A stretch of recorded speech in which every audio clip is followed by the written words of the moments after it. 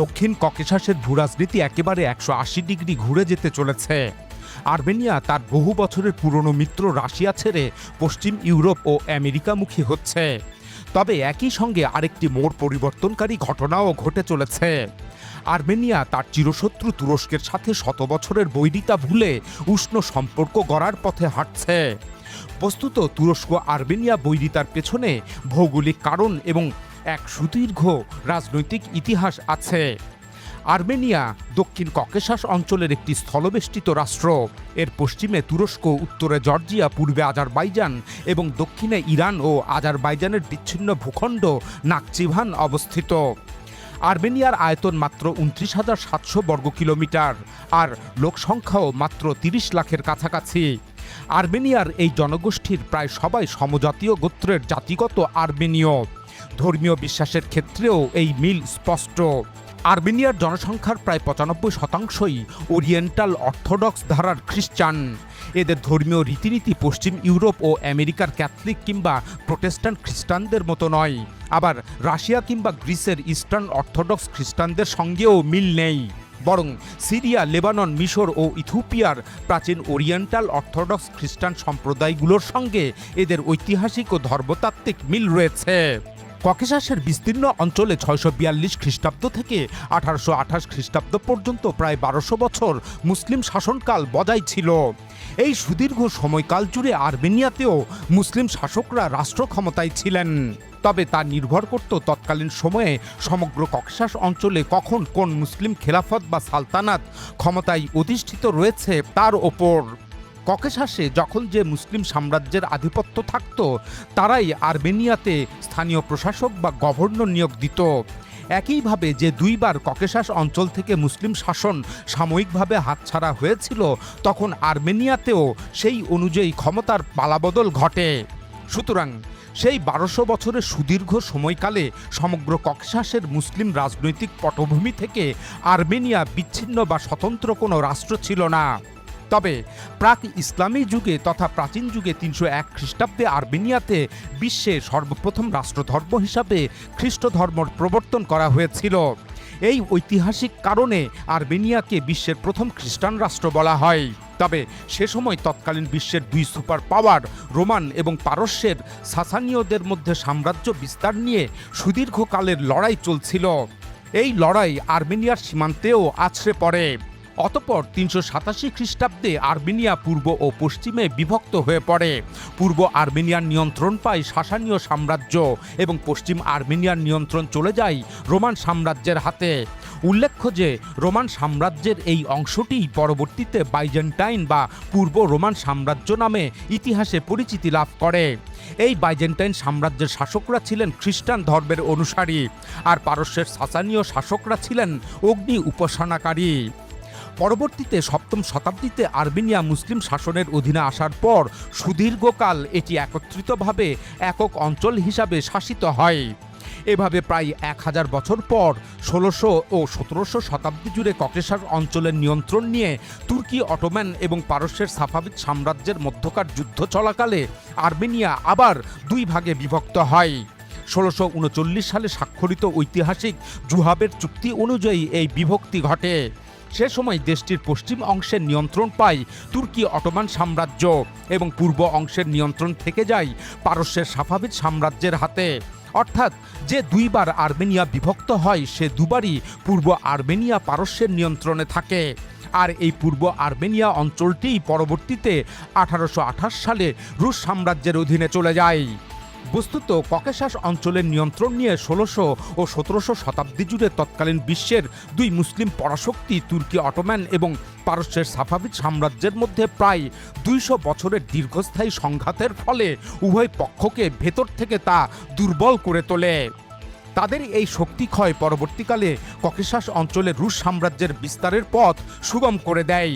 অষ্টাদশ শতাব্দীর শেষ ভাগে সাফাভিদদের পতনের পর পারস্যে কাজার রাজবংশ প্রতিষ্ঠিত হয়। এই সময়কালেই ককেশাস অঞ্চলে রুশ সাম্রাজ্যের আগ্রাসন শুরু হয় এবং অঞ্চলটিতে মুসলিম শাসনের পতন যুগ ঘনিয়ে আসে। উত্তর দিক থেকে আগত রুশ বাহিনী ধারাবাহিক কিছু যুদ্ধে পারস্য ও অটোমান সাম্রাজ্যের নিয়ন্ত্রণে থাকা বিভিন্ন এলাকা দখল করে নেয়। এর একটি হলো 19 শতকের শুরুতে রুশ ও পারস্যের মধ্যে পরপর দুটি বড় যুদ্ধ সংঘটিত হয়। অবশেষে 1828 সালে স্বাক্ষরিত ঐতিহাসিক তুর্কমেনচাই চুক্তি অনুযায়ী পারস্যের অধীনে থাকা পূর্ব আর্মেনিয়ার রুশ সাম্রাজ্যের অন্তর্ভুক্ত হয়।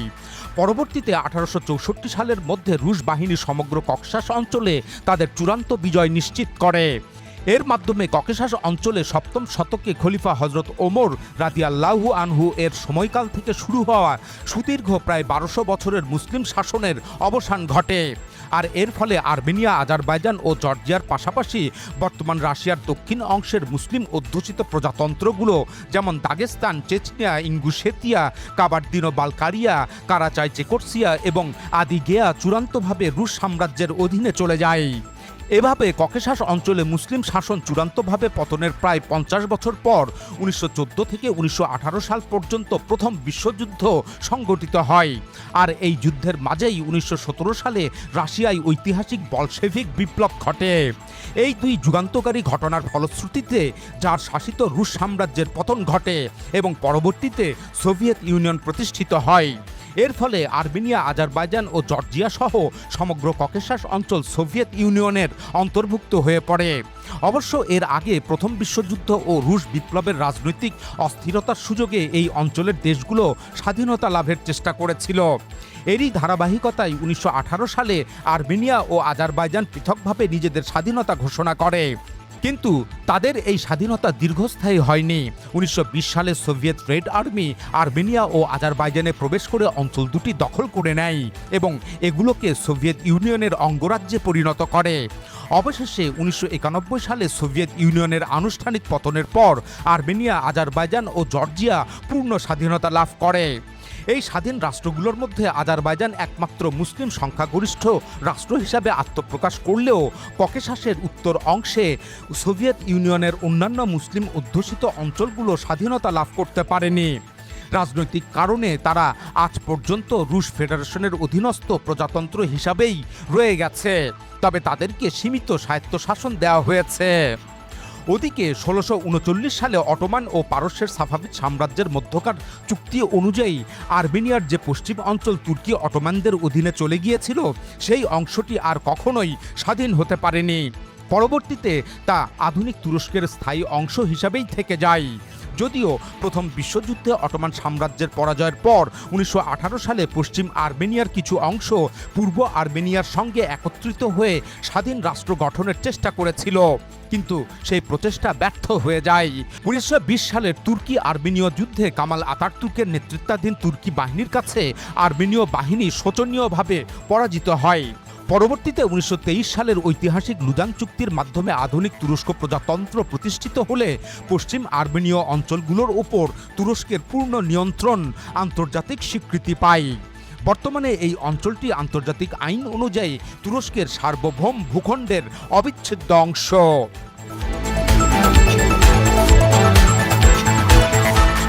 বস্তুত এই ঐতিহাসিক প্রেক্ষাপট ও অঞ্চলগত বিভক্তিকে কেন্দ্র করেই তুরস্ক এবং আর্মেনিয়ার মধ্যে এক দীর্ঘস্থায়ী বৈরী সম্পর্কের সৃষ্টি হয়। বর্তমান আর্মেনিয়া এবং বিশ্বজুড়ে ছড়িয়ে থাকা আর্মেনীয় প্রবাসীরা তুরস্কের বিরুদ্ধে অভিযোগ করে আসছে যে প্রথম বিশ্বযুদ্ধ চলাকালে 1915 সালে তৎকালীন ওসমানীয় বা অটোমান শাসকরা পরিকল্পিতভাবে কয়েক লাখ আর্মেনীয়কে হত্যা করেছিল। আর্মেনিয়া এই ঘটনাকে গণহত্যা হিসাবে অভিহিত করে এর আন্তর্জাতিক স্বীকৃতি ও ক্ষতিপূরণ দাবি করে আসছে। অন্যদিকে তুরস্ক আর্মেনিয়ার এই দাবি ও প্রচারণাকে দৃঢ়ভাবে প্রত্যাখ্যান করে থাকে। তবে তুরস্ক প্রথম বিশ্বযুদ্ধের চরম অস্থিরতা ও সংঘাত এবং নির্বাসনের কারণে বহু আর্মেনীয়র মৃত্যুর কথা স্বীকার করে, কিন্তু তুরস্ক আর্মেনিয়ার দাবি করা নিহতের সংখ্যাকে চরম অতিরঞ্জিত এবং ভিত্তিহীন বলে আখ্যায়িত করে থাকে। তুরস্ক বলছে তৎকালীন বিশ্বযুদ্ধে আর্মেনীয়দের পাশাপাশি বহু সংখ্যক তুর্কি মুসলিমও প্রাণ হারিয়েছিলেন। তুরস্ক আরও বলে কথিত গণহত্যার বিষয়টিকে আর্মেনিয়া রাজনৈতিক স্বার্থ হাসিলের উদ্দেশ্যে ব্যবহার করছে। এভাবে এই গভীর ঐতিহাসিক ক্ষত এবং মনস্তাত্ত্বিক দূরত্বের কারণেই তুরস্ক আর্মেনিয়া এখনও একে অপরকে নিজস্ব নিরাপত্তার জন্য বড় হুমকি মনে করে থাকে। তবে সোভিয়েত ইউনিয়ন ভেঙে যাবার পর 1991 সালে আর্মেনিয়া একটি স্বাধীন রাষ্ট্র হিসাবে আত্মপ্রকাশ করলে তুরস্ক আর্মেনিয়াকে কূটনৈতিক স্বীকৃতি প্রদান করে। সে সময় আর্মেনিয়াকে স্বীকৃতি দানকারী অল্প কয়েকটি দেশের মধ্যে তুরস্ক অগ্রগামী ছিল। কিন্তু নবজাত এই দুই প্রতিবেশীর মধ্যকার সৌহার্দ্যের সেই আলোড়ন দীর্ঘস্থায়ী হতে পারেনি। অচিরেই ককেশাসের ভূরাজনীতিতে এক কালো মেঘের ঘনঘটা দেখা দেয়। 1991 সালেই নাগোর্নো কারাবাখের নিয়ন্ত্রণকে কেন্দ্র করে আর্মেনিয়া ও আজারবাইজানের মধ্যে রক্তক্ষয়ী সংঘর্ষ শুরু হয়, যাকে বলা হয় প্রথম কারাবাখের যুদ্ধ। এই যুদ্ধে আর্মেনীয় বাহিনী আজারবাইজানের অবিচ্ছেদ্য অংশ নাগোর্নো কারাবাখ দখল করে এবং সেই সাথে এর আশেপাশের বিস্তীর্ণ অঞ্চল দখল করে নেয়। তখন জাতিগত ও ভ্রাতৃত্বের টানে তুরস্ক দৃশ্যপটে হাজির হয়। তুরস্ক আজারবাইজানের প্রতি সংহতি জানায় এবং আর্মেনিয়ার আগ্রাসনের প্রতিবাদে তুরস্ক 1993 সালে আর্মেনিয়ার সাথে তার সমস্ত কূটনৈতিক সম্পর্ক ছিন্ন করে এবং দুই দেশের মধ্যবর্তী সীমান্ত চিরতরে সিলগালা করে দেয়। এই ঘটনা আধুনিক ককেশাসের ইতিহাসে দুই দেশের বৈরিতাকে এক চরম মাত্রায় পৌঁছে দেয়, যা দীর্ঘ 3 দশক ধরে এক অচল অবস্থার সৃষ্টি করে। এরপর সময়ের চাকা ঘুরে দীর্ঘ 27 বছর পর 2020 সালে নাগোর্নো কারাবাখকে কেন্দ্র করে আবারও বেজে ওঠে যুদ্ধের দামামা, যা ইতিহাসে দ্বিতীয় কারাবাখ যুদ্ধ নামে পরিচিত। এই যুদ্ধে তুরস্ক প্রকাশ্যে সরাসরি আজারবাইজানকে রাজনৈতিক, কূটনৈতিক ও সামরিক সাহায্য করে। 44 দিনের এই বিধ্বংসী যুদ্ধে আর্মেনীয় বাহিনী শোচনীয়ভাবে পরাজিত হয় এবং 1990-এর দশকে দখল করা বেশিরভাগ এলাকা হারায়। এই পরাজয় আর্মেনিয়ার জাতীয় মনস্তত্ত্বে এক গভীর ক্ষতের সৃষ্টি করে। তারা তুরস্কের প্রতি আরও ভীষণভাবে বৈরী হয়। বস্তুত প্রথম বিশ্বযুদ্ধের শতাব্দী প্রাচীন সেই ঐতিহাসিক ঘটনাবলী এবং আধুনিককালের নাগোর্নো কারাবাখের যুদ্ধ, এই দুটি মিলিয়ে তুরস্ক ও আর্মেনিয়ার মধ্যকার সম্পর্ককে বৈরিতার বেড়াজালে বন্দী করে রাখে।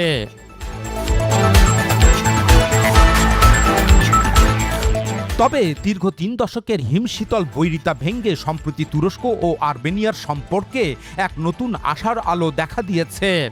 অতীতের জটিলতা কাটিয়ে দুই দেশের নেতৃত্ব এখন এক বাস্তবসম্মত কূটনৈতিক সমঝোতার পথে হাঁটছেন। এরই ধারাবাহিকতায় গত 2 জুন তুরস্কের প্রেসিডেন্ট এরদোগান এবং আর্মেনিয়ার প্রধানমন্ত্রী নিকোল পাশিনিয়ান তুরস্ক আর্মেনিয়ার সম্পর্ক স্বাভাবিক করার প্রক্রিয়া নিয়ে টেলিফোনে দীর্ঘক্ষণ আলোচনা করেছেন। তারা আঞ্চলিক বিষয় নিয়েও আলোচনা করেন। বস্তুত তুরস্ক এবং আর্মেনিয়ার রাষ্ট্রপ্রধানদের মধ্যে এ ধরনের টেলিফোন আলাপ বিরল ঘটনা, যা কিছুদিন আগেও কল্পনাতীত ছিল। ওই টেলিফোন আলাপে প্রেসিডেন্ট এরদোগান আর্মেনিয়ার প্রধানমন্ত্রীকে বলেন, দুই দেশের মধ্যে সরাসরি বাণিজ্য চালুর জন্য গৃহীত পদক্ষেপগুলোর মাধ্যমে আঙ্কারা ও ইয়েরেভানের মধ্যে সম্পর্ক স্বাভাবিক করার প্রক্রিয়া এগিয়ে চলছে। তুরস্ক নিজ অঞ্চলে শান্তি ও স্থিতিশীলতা প্রতিষ্ঠার জন্য কাজ করে যাচ্ছে।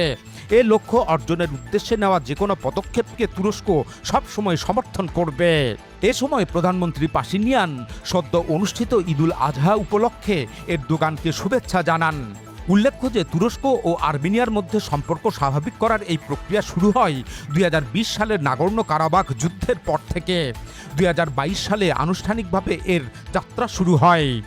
এ সময় উভয় পক্ষ পারস্পরিক আস্থা বৃদ্ধির জন্য একাধিক পদক্ষেপ গ্রহণ করে। এর মধ্যে রয়েছে ইস্তাম্বুল ও ইয়েরেভানের মধ্যে টার্কিশ এয়ারলাইন্সের সরাসরি ফ্লাইট চালু করা, কূটনৈতিক পাসপোর্টধারীদের জন্য ভিসা প্রক্রিয়া সহজ করা এবং দুই দেশের মধ্যে সরাসরি বাণিজ্য চালুর জন্য প্রয়োজনীয় প্রশাসনিক প্রস্তুতি সম্পন্ন করা। ইতিমধ্যেই তুরস্কের ইগদির প্রদেশ এবং আর্মেনিয়ার আর মাভির অঞ্চলকে সংযুক্তকারী আলিজান মারগারা সীমান্ত ক্রসিংয়ের নির্মাণ কাজ প্রায় 90% সম্পন্ন হয়েছে। এছাড়া দুই দেশ তাদের যৌথ সীমান্তে অবস্থিত ঐতিহাসিক মধ্যযুগীয় অ্যানি সেতু পুনরুদ্ধারের বিষয়েও একমত হয়েছে। কূটনীতিকরা এই উদ্যোগকে একদিকে প্রতীকী, অন্যদিকে আস্থা বৃদ্ধির বাস্তবধর্মী পদক্ষেপ হিসেবে বর্ণনা করছেন। এদিকে শীতল সম্পর্কের বরফ গলাতে আর্মেনিয়া 1915 সালের কথিত গণহত্যার রাজনৈতিক প্রচারণার গতি অনেকটাই কমিয়ে এনেছে। এছাড়া 2023 সালের তৃতীয় কারাবাখ যুদ্ধে নাগোর্নো কারাবাখের ওপর নিয়ন্ত্রণ পুরোপুরি হারানো এবং সেখানে বসবাস করা সশস্ত্র যোদ্ধাসহ সব আর্মেনীয় জনগোষ্ঠীর আর্মেনিয়ায় ফেরত আসা, এই দুই ঘটনা আর্মেনীয় প্রধানমন্ত্রী মেনে নিয়েছেন। উপরন্তু আর্মেনিয়া আজারবাইজানকে 3টি গ্রামও ফেরত দিয়েছে। আর এসব কিছুই মেনে নিয়ে গত 2025 সালের 8 আগস্ট আর্মেনিয়া আজারবাইজানের সাথে শান্তি চুক্তি স্বাক্ষর করেছে। এখন আজারবাইজানের সাথে এই শান্তি প্রতিষ্ঠার সমান্তরালে তুরস্কের সাথেও যদি আর্মেনিয়া সমঝোতা করে তাহলে পুরো দক্ষিণ ককেশাসের ভূরাজনীতি বিশেষভাবে বদলে যাবে। দৃশ্যত মনে হচ্ছে আর্মেনিয়া চিরশত্রু তুরস্কের সাথে সম্পর্ক গড়তে মনোযোগী হয়েছে। তুরস্কের সাথে সম্পর্ক রাখার গুরুত্ব আর্মেনীয় প্রধানমন্ত্রী দীর্ঘদিন পর অনুধাবন করতে পেরেছেন। যেমন তিনি গত 1 জুন এক ভিডিও বার্তায় বলেন, আর্মেনিয়া আজারবাইজান ও তুরস্কের সাথে সম্পর্ক স্বাভাবিক করার লক্ষ্য অর্জন করবে। এটি কোনো খেয়ালের বিষয় নয়, বরং তুরস্ক, আজারবাইজান এবং সাধারণভাবে সব রাষ্ট্রের সঙ্গে আমাদের সম্পর্ক থাকা প্রয়োজন। তিনি বলেন, আমি দৃঢ়ভাবে বিশ্বাস করি আর্মেনিয়া আজারবাইজান ও তুরস্কের সঙ্গে সম্পর্ক স্বাভাবিক করার লক্ষ্য অর্জন করবে। এতে আমাদের ভারসাম্যপূর্ণ এবং ভারসাম্য রক্ষাকারী পররাষ্ট্রনীতি পূর্ণতা লাভ করবে। এর মাধ্যমে আর্মেনিয়ার জন্য নতুন ধরনের রাষ্ট্রে পরিণত হওয়ার নতুন সুযোগ সৃষ্টি হবে। তিনি বলেন, আঙ্কারার সঙ্গে সম্পর্ক না থাকা আর্মেনিয়ার পররাষ্ট্রনীতিতে একটি ভারসাম্যহীনতার প্রতিফলন। তিনি জোর দিয়ে বলেন, ইয়েরেভানের উচিত সব দেশের সঙ্গে সম্পর্ক বজায় রাখা।